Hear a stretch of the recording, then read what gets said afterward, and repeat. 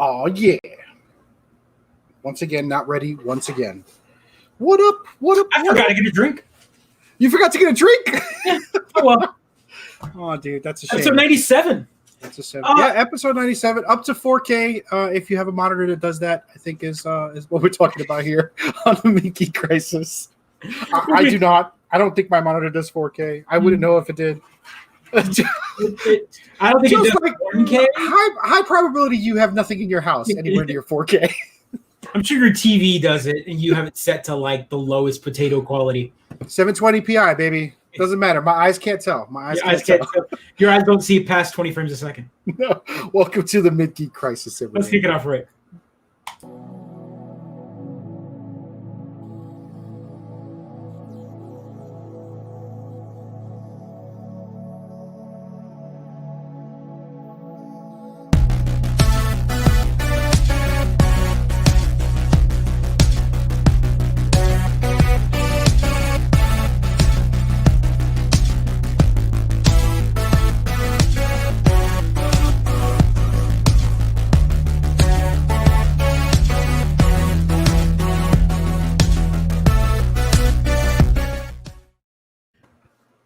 All right, welcome to Mid-Geek Crisis again, episode 97. 97 episodes of this thing. I know. Only 50 of them from quarantine.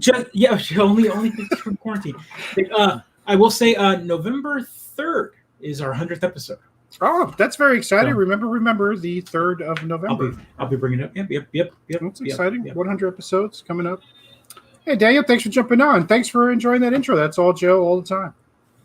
Appreciate it. Mm-hmm. What's going on, Kendo? What's going on? Let's just start off with next gen talk. We're getting closer and closer. Might as well. Wearing the shirt. Sure. Wearing the shirt. Oh, right. Yeah. So when we hit 100, that's a surprise. We Does it go away because something worse has happened? That's the way 2020 is hitting. We forget about it. Zombies just start coming up, right? We make no promises about our 100th episode, by the way. We're making no promises. But thanks for jumping on, Rolls.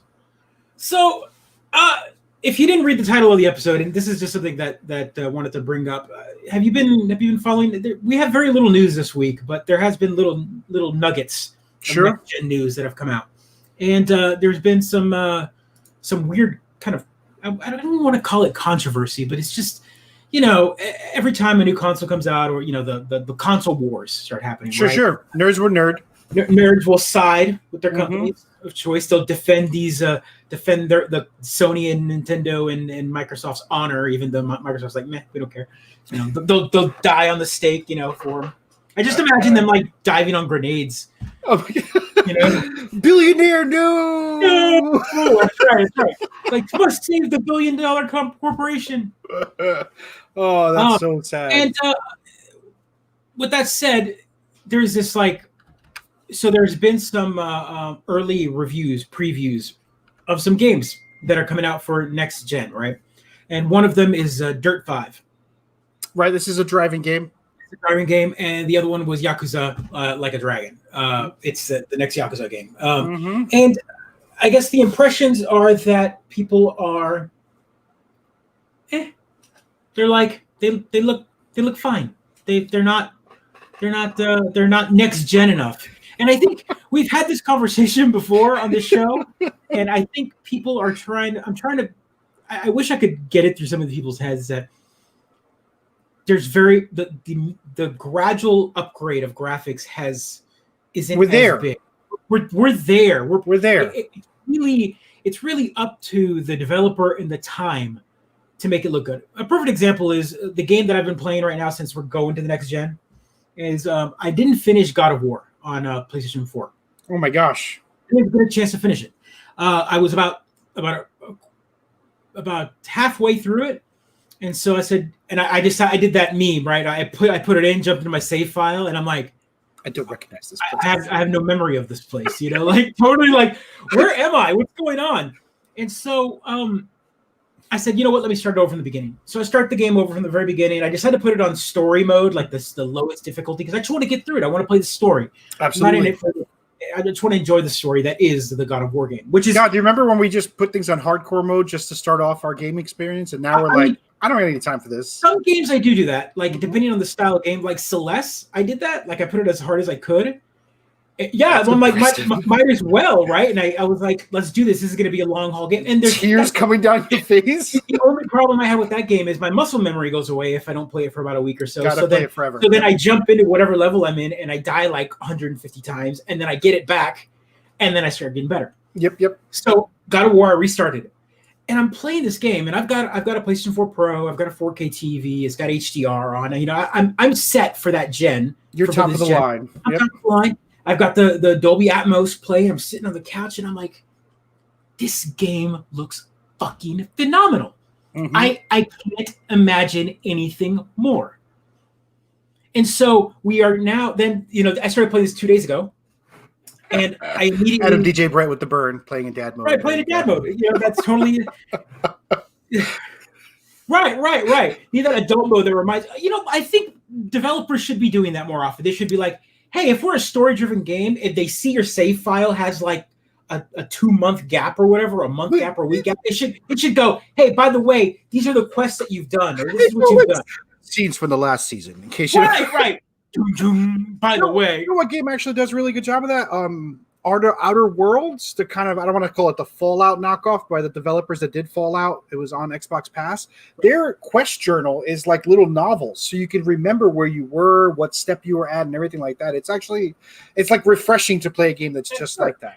And you make this as a joke, but actually what I remembered is when I popped in and I played my save file, I was at a spot in the game where like 3 cave trolls or something come out at you, and I just got slaughtered over and over again. And so I quit. I stopped playing the game for a minute.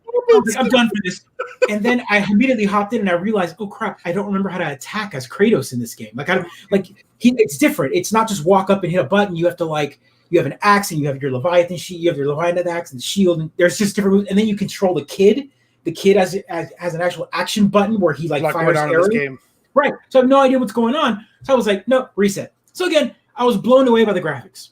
That's my point. Here's this game from the last gen, and it's already 2 years old, 3 years old. I think the God of War is like 2 years old. Was they award 2 years ago? Yeah, 2 years ago. Game of the Year 3 years ago? Same year as Red Dead Redemption. We're going on 3, I think, right? This is the 3rd year. This game's amazing looking. And Sony does a great job because it's Sony. It's almost like an Apple moment with them. It's like they're the studio.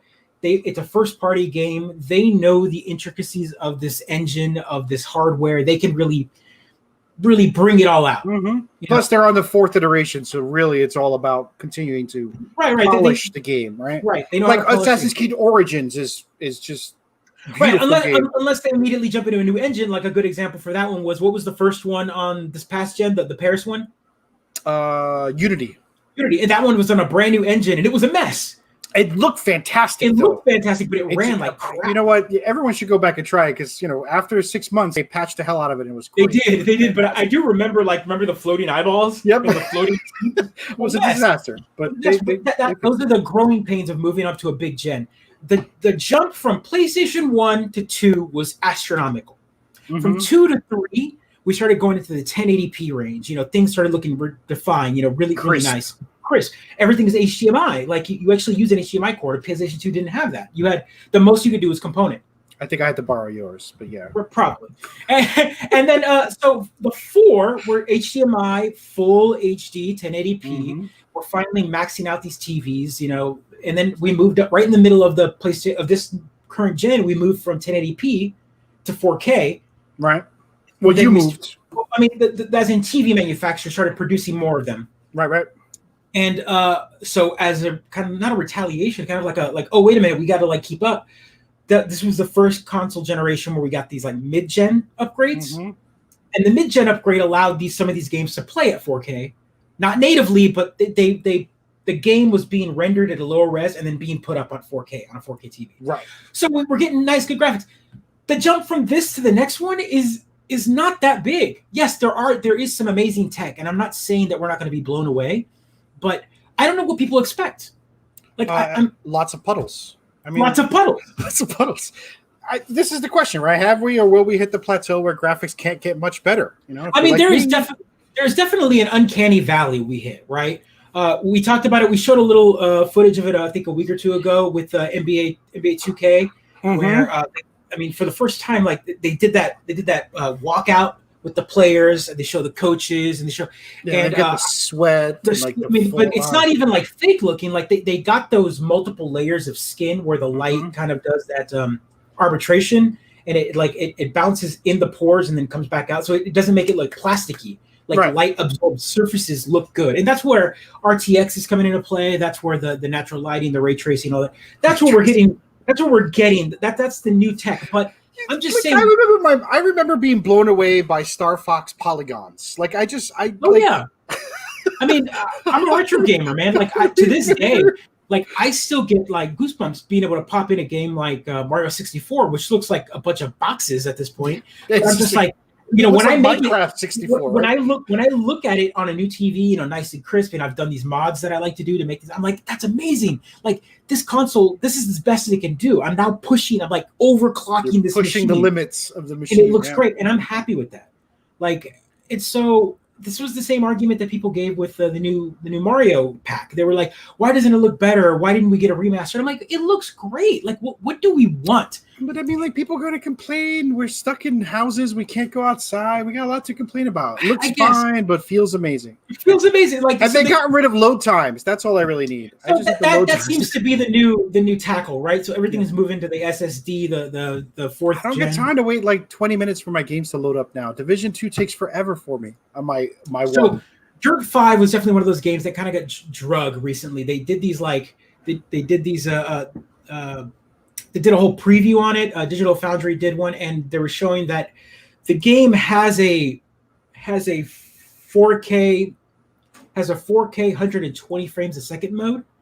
Jesus. Yeah, so it's like super duper fast, but it also removes like the crowd. It removes like certain features. And because even then they're still not able. They're trying to hit 120. They just all become like cardboard stand-ups in the background. I mean, it's almost like they're playing in lockup, right? That's what it's about. Yeah, I mean, Daniel, you're right. The graphics are just crazy nowadays. I mean, I guess I'm a pixel peeper. I enjoy seeing like 4K. I can tell the difference between HDR and not, but at the same time, I appreciate what a developer does, like either an art style or the limit to what they can do. And I don't demand more than that. At that point, I go, okay, this is what they gave me. Is the game any good? But at what point do we just forget that how good the game is? We're just so worried about that benchmark and making it look, I need 60 frames. Is the game any good? Yeah, but there's a lot of folks out there that built their, I don't want to say built their careers, but they've built their fan base and their viewers around talking about this, around creating controversy around this, around comparing two systems and being like, this one kicks the other one's ass, right? So like there's all, I don't know, there's a big industry devoted to the horse race between the two consoles, between graphics cards and everything like that. Hey Tim, thanks for jumping on. No, I agree, and well, the companies feed off that, right? Because all it does is create hype that they don't even have to control anymore. No, they don't even have to pay. It's free marketing. It's free marketing, right? That kind of marketing. So, anyway, this all comes back to the PlayStation and the Xbox Next Gen, not super duper blowing people's minds, right? But it's faster and more impressive. One of the big conversation pieces as well is that here we've got this new gen. Can I plug my HOTAS into the new Xbox? Is there going to be support for other peripherals? Well, I mean, is it basically just a computer at this point? Like, pretty much. It's getting there. Yeah. So here's Dirt 5 running on next-gen hardware. So another piece of the conversation that I wanted to talk about as well. God, it's so muddy. Yeah, it looks great, but I guess people are expecting more. If I turn on the audio, what more are you going to add to a racing game? Like, here's the thing. They use this because they're using the Series X because their embargo has lifted. The Series X is what's running, so they're using this as a hate piece towards the Xbox by going, the Xbox can't do this. But what people are forgetting is this is a third-party game. This is going to be on PS5, and it's not going to look any different.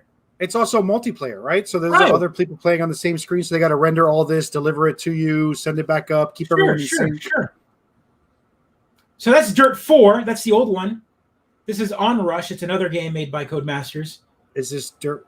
And so here's the difference. You can now prioritize frame rate, image quality, or immediately go to 120 frames a second mode.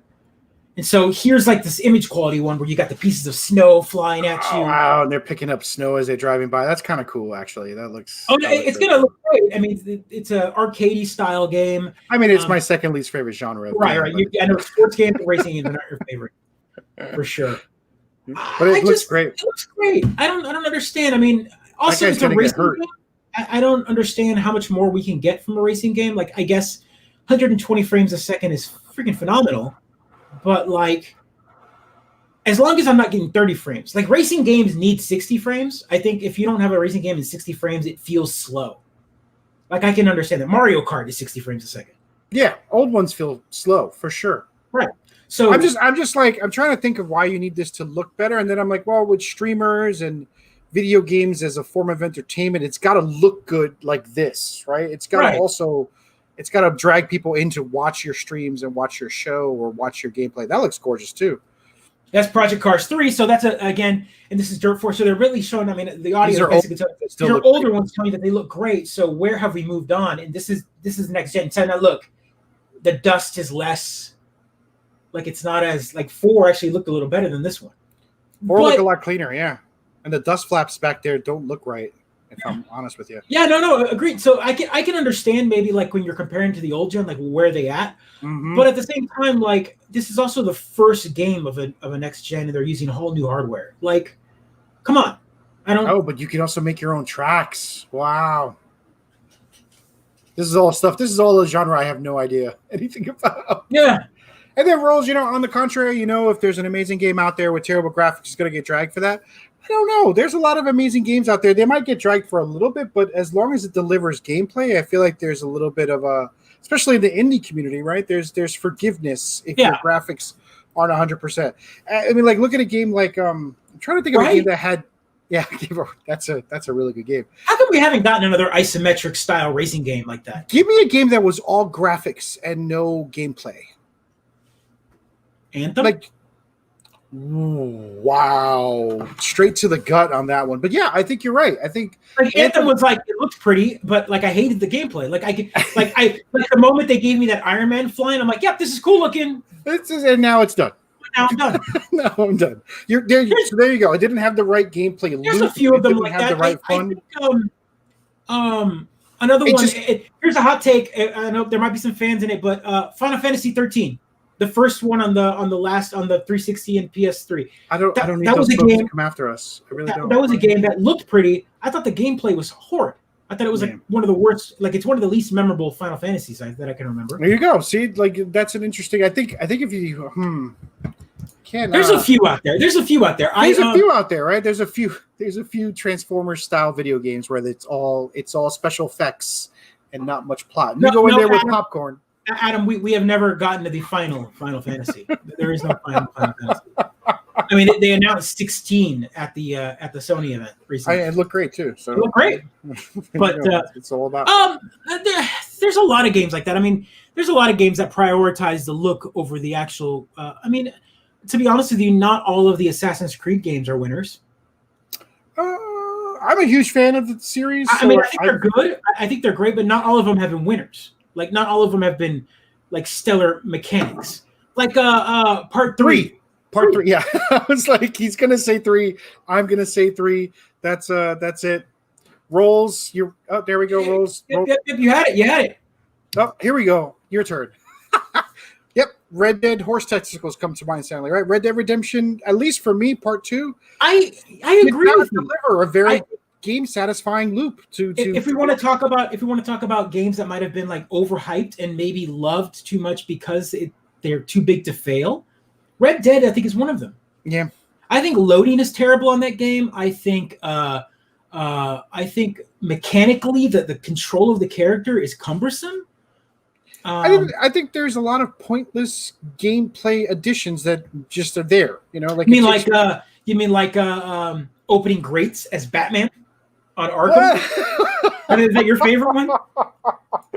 That is my example of a terrible mechanic. Press X to proceed, right? It just made no sense. Even if you failed, nothing happened. It's not like the game. It's not like you can't open the grate. You have to open the grate to proceed, and pressing X multiple times does nothing. Like it's not like the controller is like really resisting. It's just like, how fast can I hit this X so Batman can go can pull the grate. That's exactly right. And then Red Dead Redemption had that right at the beginning where you had to repair a wagon wheel, and that minigame is never there for the rest of the game. It's literally one minigame for one moment that you can't get past, you can't get around. It's just and I have to think that there's a developer, a coder out there that sat there, and that was his job, to develop that one spot where you have to hit a button repeatedly to repair a wagon wheel, and then you never use it again. I have to wonder, like, no one in the room was like, why are we spending all this time on this wagon wheel? And someone's like, verisimilitude, we got to be truth to the story, we got to provide gamers this vision, and then it just turned out not to be. Wasn't very exciting. Just wasn't exciting, I think. And churning through like 70 goons with your 6-shooter was a lot of work too. You're cold. Right. That's another, like the bullet spongy mechanics of it are. Yeah. So anyway, Red Dead Redemption. Here's another one. Beautiful game. I mean, the game was beautiful.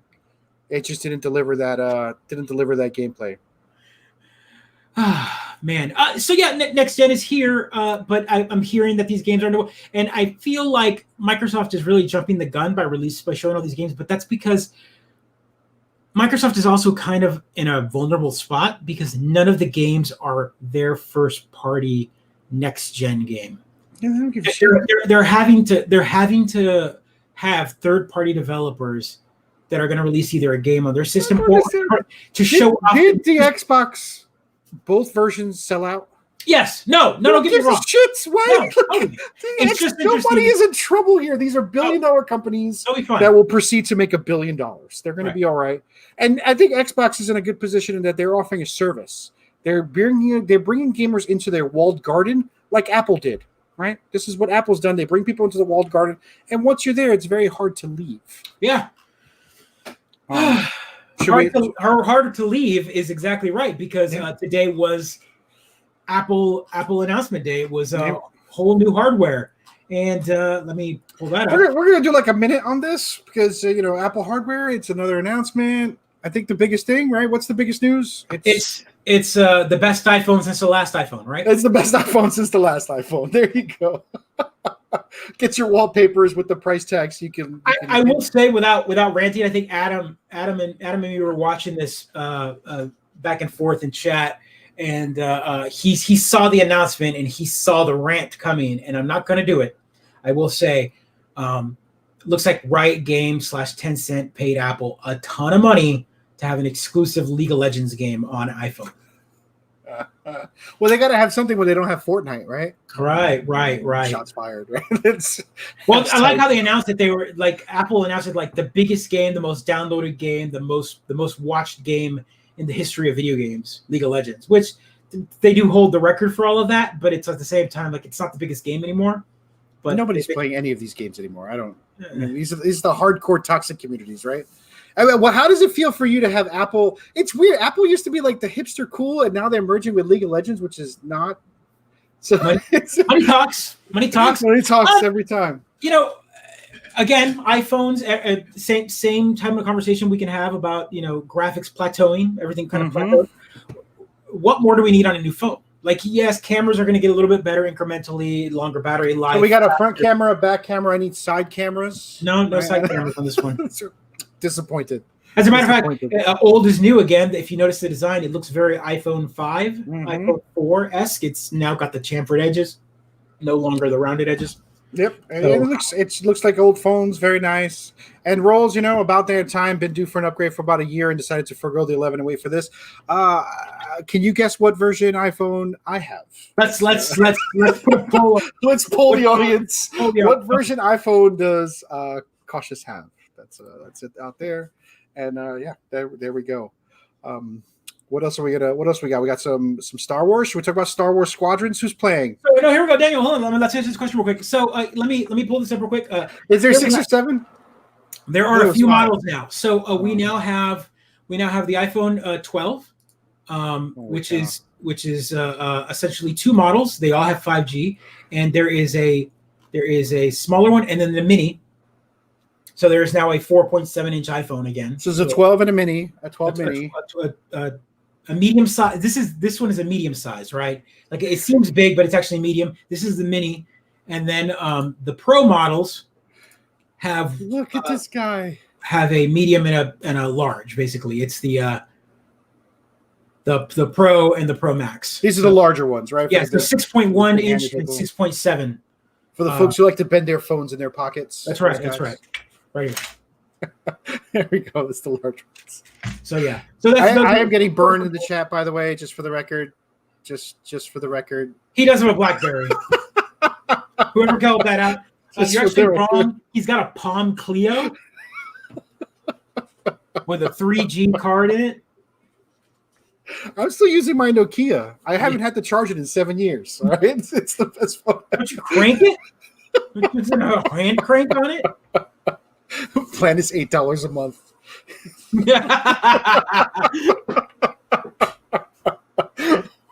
Friend of the show and usually our producer, Jordan, he gets ragged on a lot because he is the type of person that doesn't like to buy data plans. And so he was on a smartphone for the longest time, and we'd go out to like conventions, and he would depend on the Wi-Fi, so we couldn't get in touch with him the entire time. Yep. Either that or he'd walk up and be like, "Hey, can you open up your hotspot real quick?" And I'm like, "No, it costs me money. You have to pay. Yeah, you have to pay, sir." How about the battery life of your Razor? Hey, you make the joke, but the Razor's coming back. They're like the foldable phone. They do have two. We're actually on the second Razor, the second Motorola Razor now with that foldable. So yeah, Apple new phones. If you're an Apple guy, I am. That's great. If you're an Android person, well, you've already got all your phones announced. They've already had the Pixel 4 and the Galaxy S20s. All those have been announced. If you're an LG person, I'm sorry, I don't even know what they release every year. Well, why do they keep releasing phones? Poor LG people. Poor LG people. Yeah, that's a shame. That's right. He had an Android phone that he had the Fire phone is what he had. Wow. Daniel got me good here. 8 p.m. Eastern Standard Time, Daniel. Thank you very much. The only time that matters, right?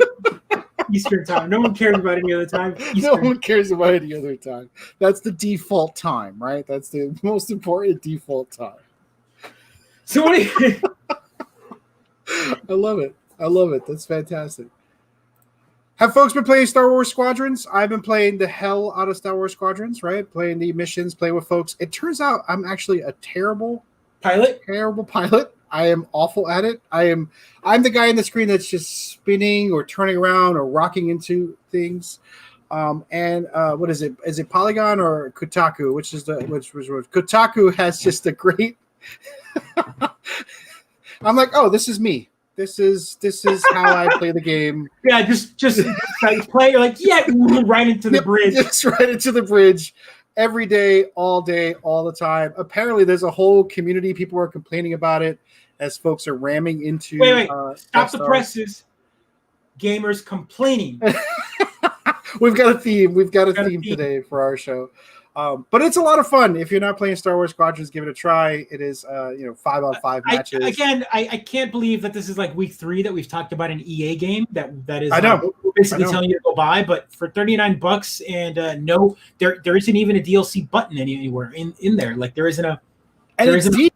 It's deep. Like every time I play, I learn a little bit more. I learn about the power supplies. I learn things like you can overcharge your shields. All this stuff that they don't explain to you very well. Yeah, they don't tell you. As a matter of fact, I was watching some stuff on it on telling you where like the power parts are on the ships and what you should attack first, like strategies. Yeah, there's all sorts of cool stuff in this. It's deeper than I thought. It's a lot of fun. And honestly, if you grew up with Star Wars like I did, and it was like you watched it a million times and you wore out your VHS tapes. Doing things like this on a Star Destroyer is just too much fun. Everything looks fantastic when you play it.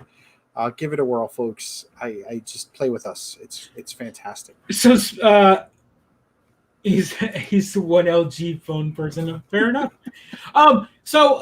Speaking of games that are like usually ragged on, Baldur's Gate 3. Speaking of defaults, right? Default. this article had me rolling over the week. So apparently, if you haven't noticed or didn't know, Baldur's Gate 3 is in early access right now. Mm-hmm. So you can buy the game, and Pedro is a big fan of buying for games. Huge fan of paying people to make games for me. It's paying to be part of their beta testing community is the best. Used to be volunteers. Now you have to pay to do it. Yep, you pay. You stay in beta forever. Take their money early access. Is Fortnite still in beta? No, it's still under beta. All right. They left just in time for nobody beta playing it, right? That's if only, right? If only.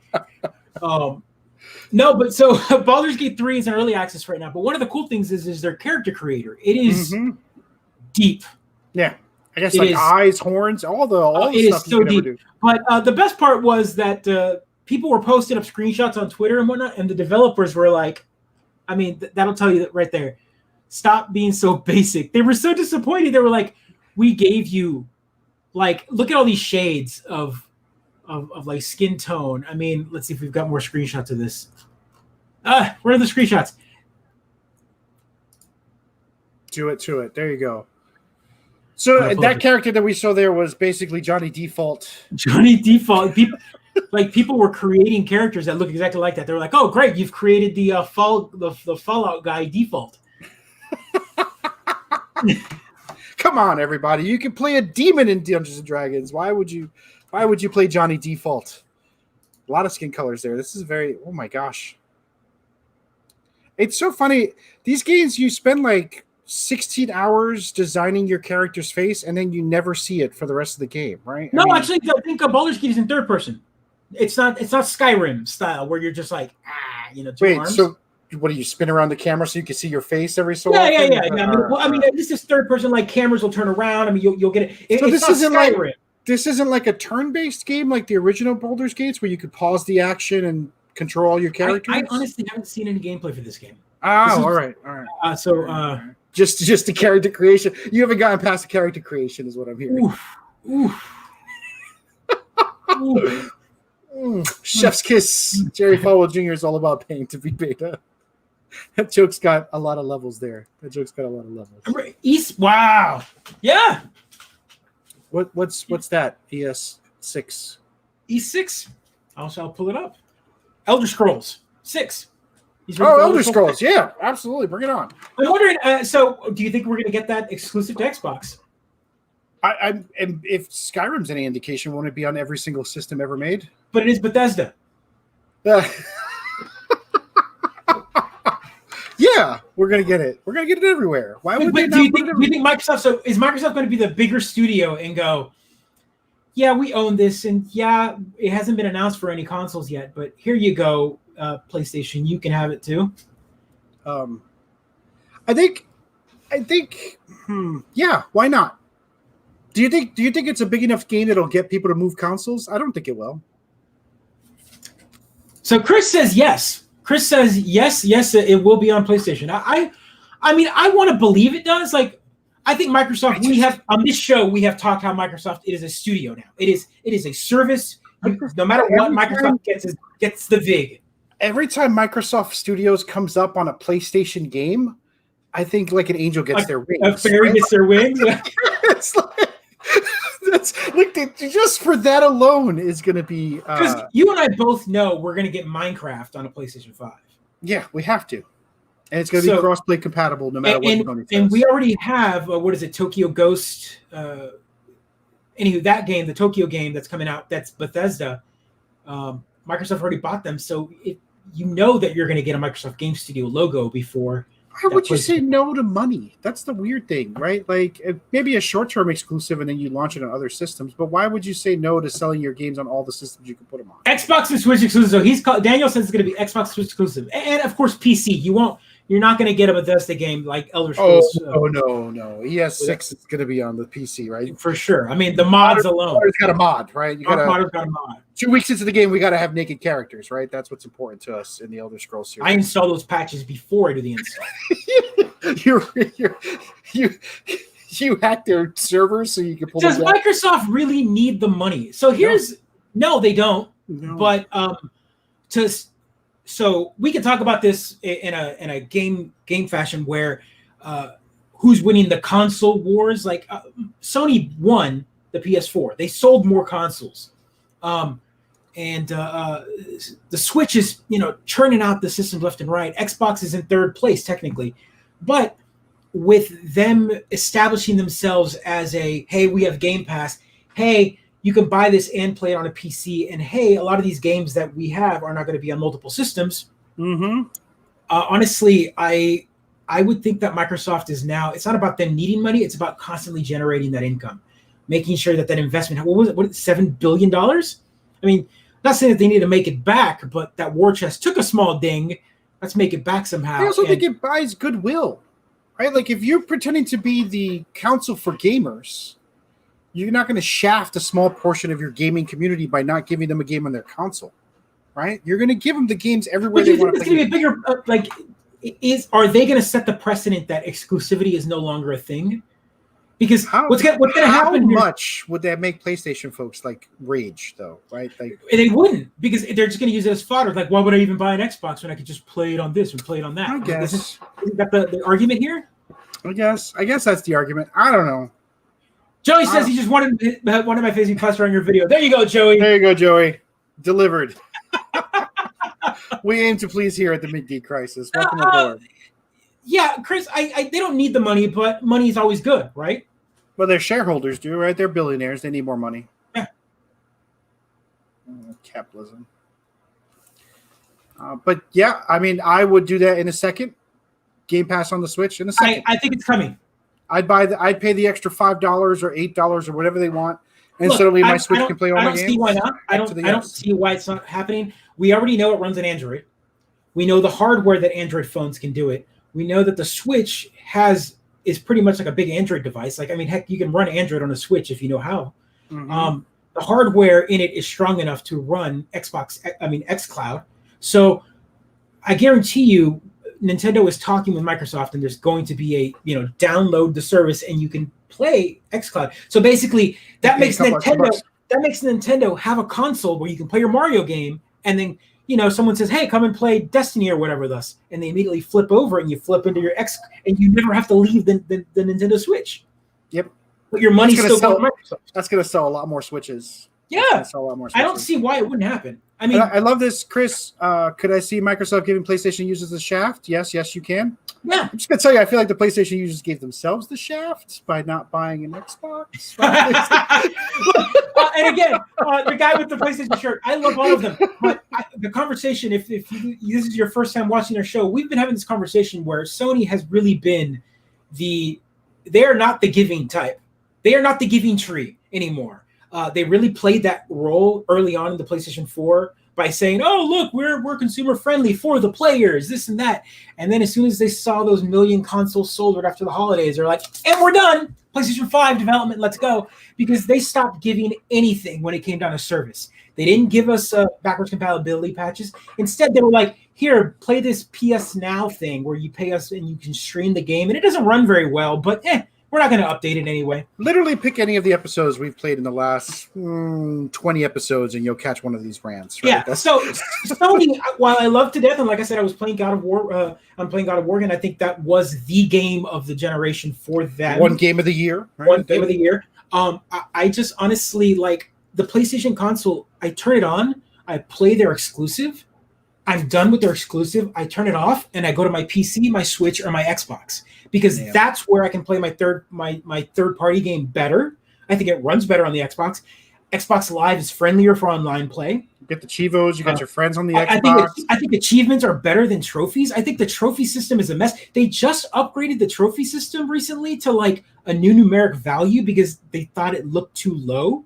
Like they added like a 0 to the end of it so that the score meant something. And I'm like, but like, I don't understand. Like, I don't get that. Like the percent. Everybody gets an A. Yeah, like, I get platinum trophies versus bronze trophies versus gold trophies. Sure. I mean, I get that. That's fun. But like the gamer score is like, my gamer score is this. It's a high score. It is like every old video game style. Like my high score bigger than yours. Ha. That's all it is. So my EP. That's exactly my right. EP. Oh, bye, Joe. So we just lost Joe. There we go. He'll come back. What were we talking about? We were talking about achievements. I'm not the biggest PlayStation fan. I have never dropped out. No, you have not. I was very surprised to see my big face. Hey, yeah, no. I mean, again, Xbox loves money. Thanks, Adam. I noticed Joe drop. Thank you. Stop cheapo inflation. I think Microsoft has a better system. I think in general third-party games run better on it. So again, I'll turn off my exclusive. I'll stop playing my Uncharted, my Spider-Man, my Last of Us, my Seiko. I'll play that game and then I'm done and move on. The Amico. Oh my god. So while this stuff is cute and whatnot, what about the Intellivision Amico? So I don't have a link ready for this. Let's talk about that, and we'll educate. Have you heard of this console, Pedro? Me? No, I have not heard of the Amico. Let's educate my buddy, my co-host here, what the Amico is. And first off, it is a console. It is an interesting console. So first off, by name, it's the Intellivision, right? Sure. Someone bought the Intellivision name and is using it, right? Yes. And it's been, I got to remember, it's Tommy Tallarico that is. So Tommy Tallarico, he's a composer. He made a lot of, he's a composer, musician. He is, he kind of formed the company that Intellivision again and decided to make a new console. And I've got to show you this console. It's an interesting little device. Is it like an Aoya? What is it? That would be a good way of putting it. All right. Yeah, I'm with you, Adam. I'm like Tommy Tomiko sounds like one of the members of the Goonies. For the record, I don't know who this person is. He's got an interesting name. What has he done for us lately? So here's the trailer for it. There we go. Chris got us on the spot. Okay. First off, Tommy Tallarico has perpetual spray tan. And the shirt is impressive. They're redefining entertainment? Right. I like Tommy. He's great. He does the voice of Daxter from Jackson Daxter. Like the Oh, all right. Yep, there are 200 million hardcore gamers in the world. Oh, wait. Where are they going with this? Families and friends all in a room together. And that doesn't happen anymore. So basically, it's all about couch co-op. It's all about the people's fondest. But look at this controller. Playing video games together is when they were with a group of people. I feel like this is Quibi though. It's not. It's addressing something that. Bring people together. Yeah, apparently I can't have 4 controllers on my Xbox and play couch co-op. But yeah. Or my PlayStation, or my Switch. Having fun, communicating. They're reinventing the Switch. It looks like a cordless phone. Game night. I was gonna say, is the controller a phone or a baby monitor?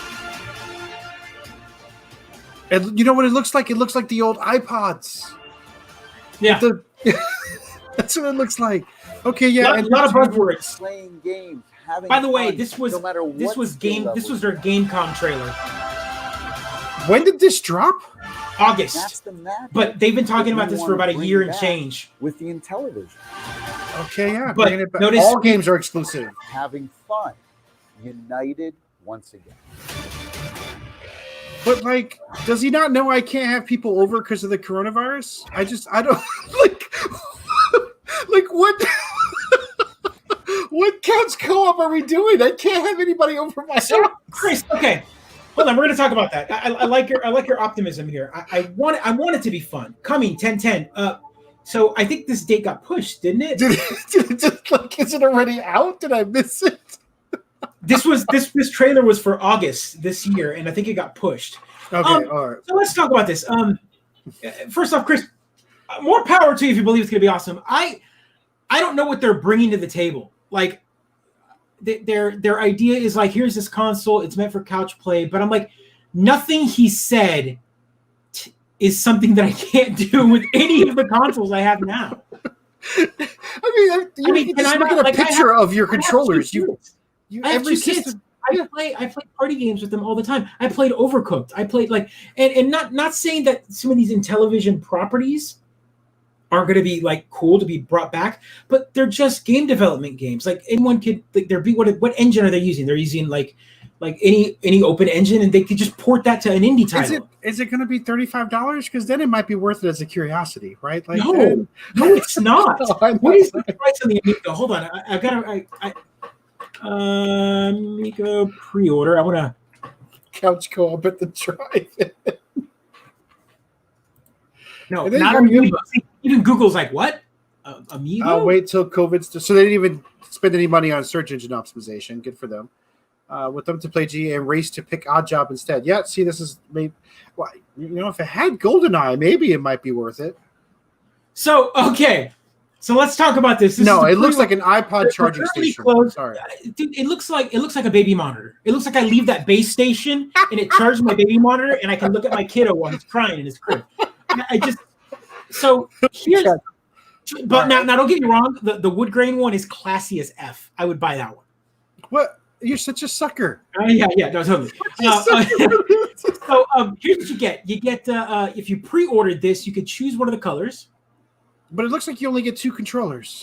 Right. So 2 people only, right? I thought this was couch. You get a $25 RFID golden ticket gift card.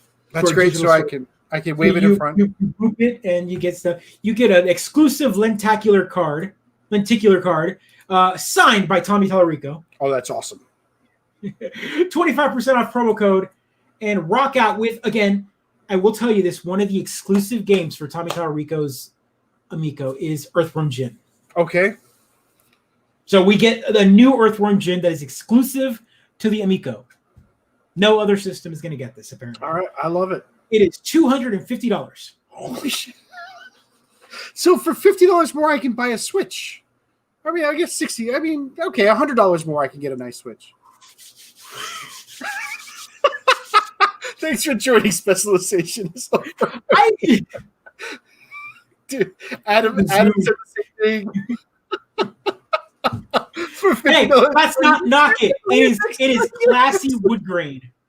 Yeah, but, I mean, for $50 more. But only one controller per game. I mean, how are you going to have friends over to play, right? That's what's going to happen there. I'm all for other people making consoles. Yeah, it's true. So Chris is taking a different approach. He wants a 2D powerhouse with today's tech. All right. But okay, so here's the thing: 2D powerhouse. When you mean 2D powerhouse, you mean just pushing pixels? Because every video card in any of these new consoles can do that. Like they're not just 3D cards and only 3D cards, right? Like I know what you're saying. Like here's a good example. Like back in the day, the PlayStation versus the Saturn. The Saturn could do 2D better than the PlayStation. The PlayStation was limited in memory. So a good example would be like the fighting games, like X-Men vs. Street Fighter and all that. It had less frames of animation because it had less memory. But the Saturn version, you could even put a 4 megabyte expansion card in it, and you'd have more RAM, which had more memory, which gave you really crisp 2D graphics. But we are in a whole new ballgame now. Like these new systems, that's like saying my computer can't run pixel games, because my computer is the same thing I'm getting in a new console. Like I'm getting a $1,000 computer in some of these consoles. So besides Chris Martin, thanks for jumping on the show. Who is this for? Who is the target audience? No, I mean, and again, I get that, but even that trailer didn't show me 2D. Like that's what I'm saying. Like in their trailer, all of their games were still like 3D isometric, 3D-esque new versions of old school games, which means that developers have to make 2D games. They have to be told, what's the best way? The community right now, we've talked about this on the show, there's a whole community of NES makers. Yep. There's a whole, we've talked to the guys at PAX, the developers of the engine. And what makes it exciting, heck, I've bought some of the games that they've made. What's great about that is they limit themselves on purpose. They're basically going, hey, here's a new game engine, basically a new programming code to make games on the NES. We are limiting ourselves on purpose with this hardware. The NES can only do this much. We're not going to make a game with this much, and it's going to be so amazing, it's going to blow your mind. And you're like, wait, how? And then when you play, you're like, how is this possible on an NES? It's because they have learned how to like push it to the limit. This Amico, I mean, I can't imagine it not having like an ARM processor, like a lot of off-the-shelf parts for $250. So nothing in that system is doing anything specific for 2D. It's up to the developer to go, hey, here it is. I'm only going to make a 2D style game. No 3D, really push pixels, give me 4K pixel art, etc.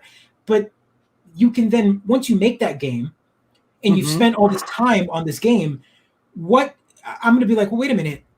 I'm now going to release it on a system with its install base of like 10,000. Why don't I put this on?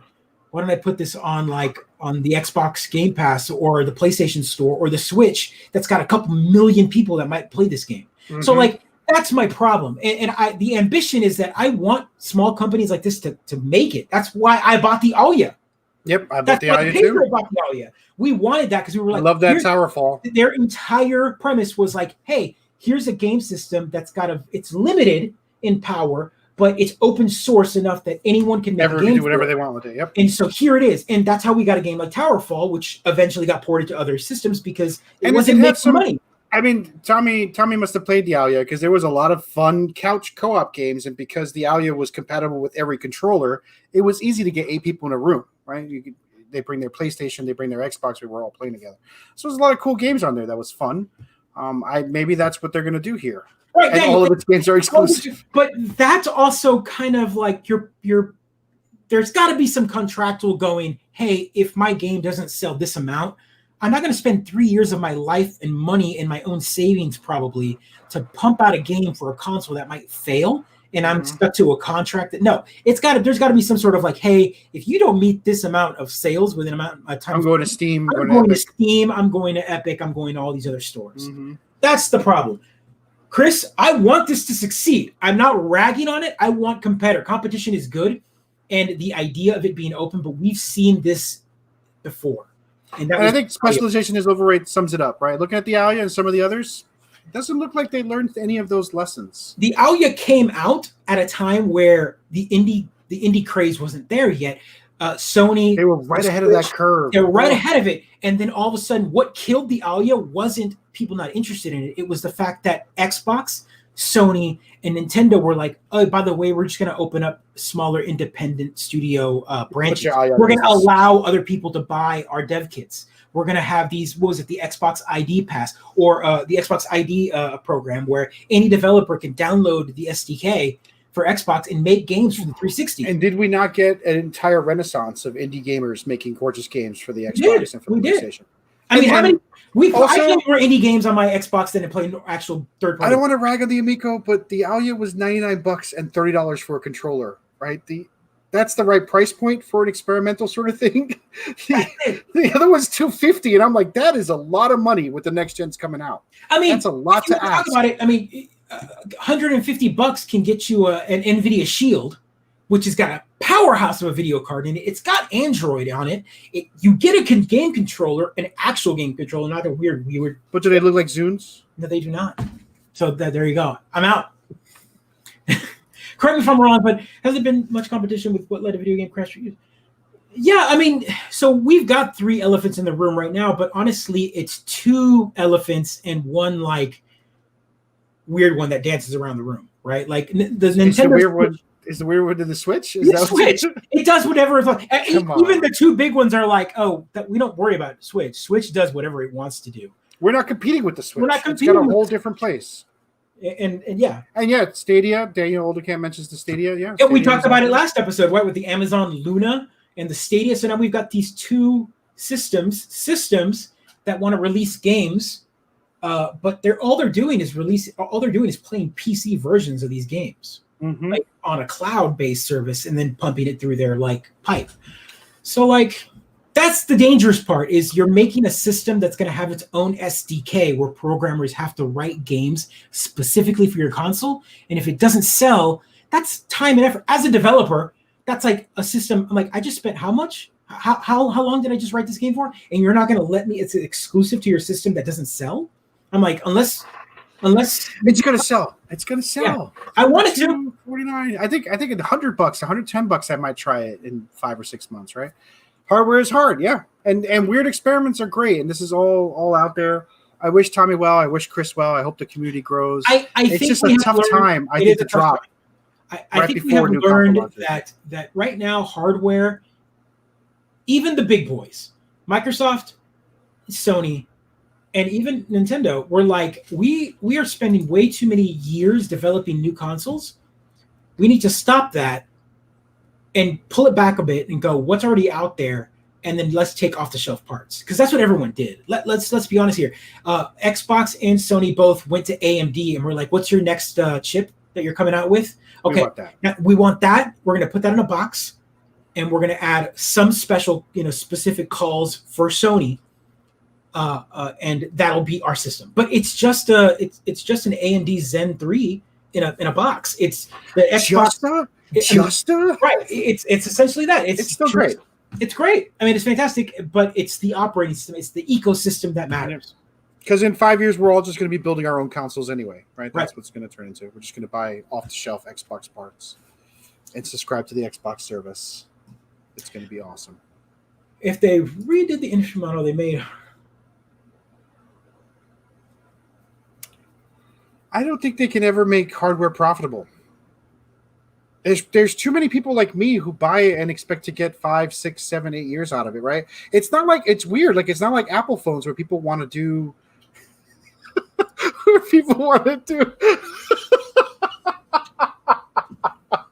Chris, I mean, we can play it out right there. Can they play Crisis? Can the Amico play Crisis in 2D? It definitely is going to be able to run Doom, right? That's the important part. Definitely going to be able to run Doom. And they play Crisis. So the new craze right now on the internet has been since the source code for Mario 64. We talked about it a few episodes ago, where it's been like they rewrote it. They basically like reverse engineered. Yep. They've now started porting Mario 64 to everything. Like when I mean everything, I mean everything. Like you can download a native build of Mario 64 for the PlayStation 2. Oh my gosh! You can buy you can have what a world. For the Dreamcast. There's one that was written recently that just got released for 486 PCs with software rendering. Who's got 486 PCs around? Like you basically drop it, and you run it in DOS with no like, 3D acceleration. You know what I want to do on my 486 today? I want to play Super Mario 64. Like what? Who makes this choice? Because again, it's fun. Like those are the developers. Those are the guys that make the fun games because they take a piece of code and they're like, let's see what I can do with it. It's like the guys that ported Super Mario Brothers to the Commodore 64. I get it. It's fun. I get it. It just cracks me up. In 5 years, will be on xCloud? I really hope not. I think xCloud is great. I think or cloud gaming can be great. I think Joe likes to own his physical media, though. But I like my physical media. Joe's going to build a giant pyramid and put all the physical media inside. And they're going to put me in it, right? Like, yeah. It's good though because people need that history. No one's going to have that when all the computers die. We're going to look back and find all your stuff. Look, especially that's exactly it. The Raspberry Pi is a perfect example. It is already a $30 piece of hardware that is ridiculously fast. Wasn't that what an Aya was? An Aya was a Raspberry. Yeah, no, essentially, it's a small form factor computer. It was an NVIDIA, like one of the chips, one of the early NVIDIA graphics chips. But yeah, no, look, the Raspberry Pi is exactly that. It's an open source piece of hardware with enough memory, enough CPU, and horsepower to be a console if you really want it to. But people just use it to emulate old consoles. Like it runs Linux. It can run people just use it to emulate old consoles. There you go. Over is out. But hasn't it been like Chris? Do you play any of the new systems? Because it's dead. As much as I buy new games now, you and I both know that the moment you buy that game today, you pop it in, there's going to be a patch. So you're already downloading a patch. If you have no internet 20 years down the road, or we're in the apocalypse and you want to pop in your fresh copy of Fallout 4. You dug through the wreckage of civilization to play it.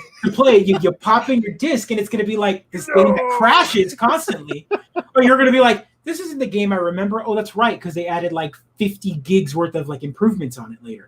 So like, unless we're talking about physical, I think games here. Hot take: I think game developers need to stop releasing physical media versions of their game day one. They need to release digital versions, and then physical ones get released at the end of their life cycle. That way, the disc has everything. So like Game of the Year editions with like all the patches and whatnot all in one. Which is why I think Game of the Year edition versions I think are fun because like Mortal Kombat's one, right? Like they release the game, and then they release like 3 season passes and then whatever else. And then by the time there's like 50 other characters that you could have had, but you have to download them. Yeah, it's like Division. The package now, all the stuff there, all those games now, you can just get all at once and be able to play it, which is kind of nice. So yeah, all right, I like that. Yeah, Golden Masters. There you go, Adam DJ. I like that. Yeah. Super Play City. Oh, we had an episode when that died. That's really.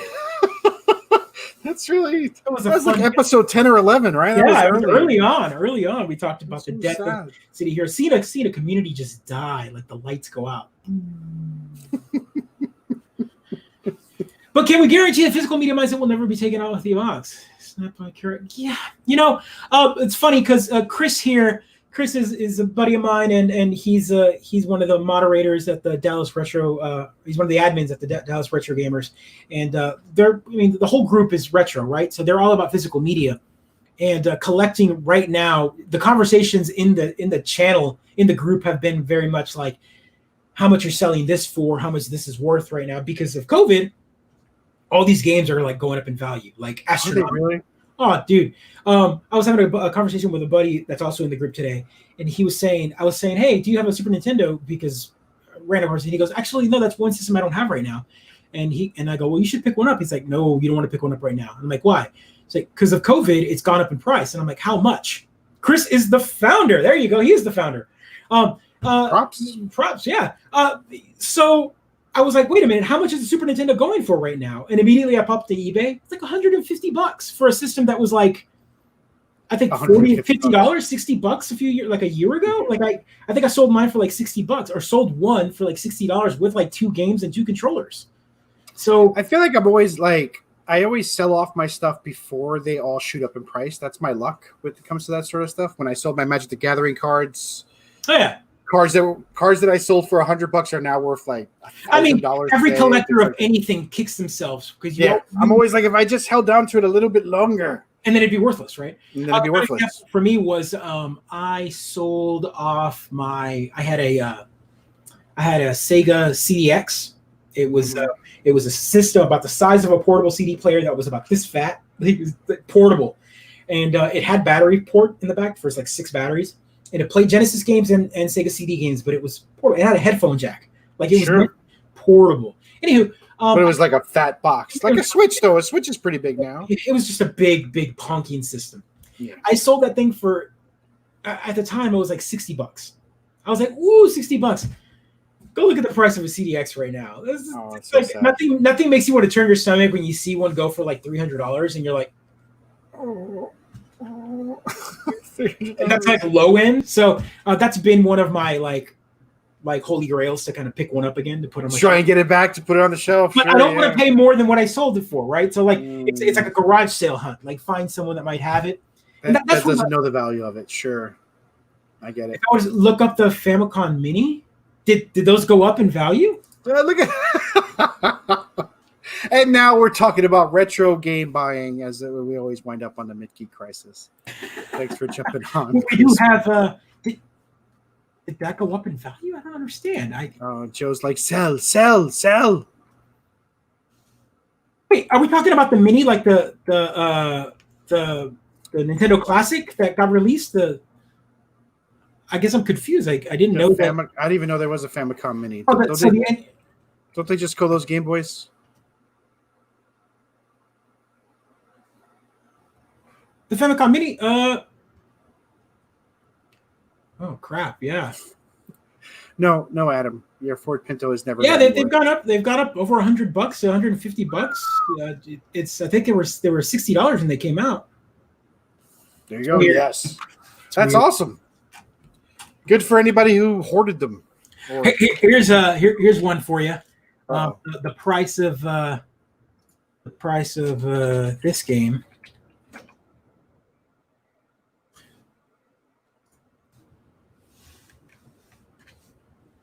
Oh, really?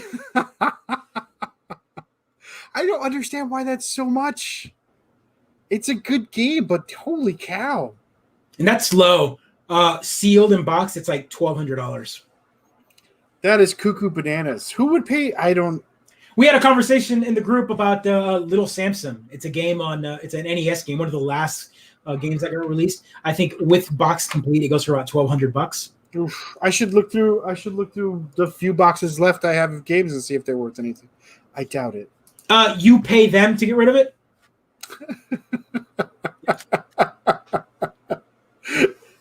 150 during the summer. Holy cow. Way to go. Good job making money. Because there you go, especially as much as I like that thing sitting on my shelf there, like that's all it does. It doesn't like I've got everything else play Super Nintendo games. I don't need it. Mm-hmm. On that note, everyone, good luck in buying and selling your retro game systems, in building and playing your games. Go pre-order an Amico. Go pre-order an Amico. Go help Tommy out. Looks like he needs some help. Go help him out. I love Tommy. He used to host a show on G4, a digital playground. I think is what it was. That's awesome. It was one of the earlier video game TV shows. He's got that charisma. He's kind of like I don't want to call him a low rent version of Jeff Keighley. But that's what's running through everybody's mind. Everyone's thinking it. You just said what everyone's thinking. Like Tommy's a great guy. He's got a music mind. He's a great musician. He's a voice actor. He's got talent. He's been in the industry for a while. He's got a denim shirt and a spray tan. He's doing great. He's doing great. He's doing great. He's like he's doing better than me. He's launching a system. Like the Guy Fieri of video games. That's love it. There you go, Todd. That's actually a compliment from us. So that's awesome. What was it? Wow. Oh, like you know what? We're not talking about the Atari. That if you want to talk about what a PC in a box is, that's literally a Ryzen computer. It's a Ryzen. We talked about that like 2 weeks ago. It's got nice wood paneling, right? Yeah, it's got wood paneling. It looks like an Atari. It's like literally humping the ghost of Atari. It hit my nostalgia button, and I was like, I don't need it. I don't need it. Move on. I don't need it. That's good. Yeah. All right, everyone. So let's close it out. Thanks for all the folks jumping on. Make sure to follow, subscribe, share, whatever. We're here every Tuesday. Read us up online. Send us deals. I guess we're buying retro game stuff now. Let us know what's up with that. No, October's already hard. November, early November. I mean, we've got by episode 100. Episode 100 will be early November. We'll do something special. Totally. We're gonna do something special. We got Halloween coming up. We got November, and everything's always awesome. So thanks. Should we say who we are? He is the Afro Man. Joe, I am. I'll do something right there. Boom. Cautious online. Look us up on the Twitters. Like, subscribe, share. Another episode in the can, folks. Yeah. Take care. Be kind.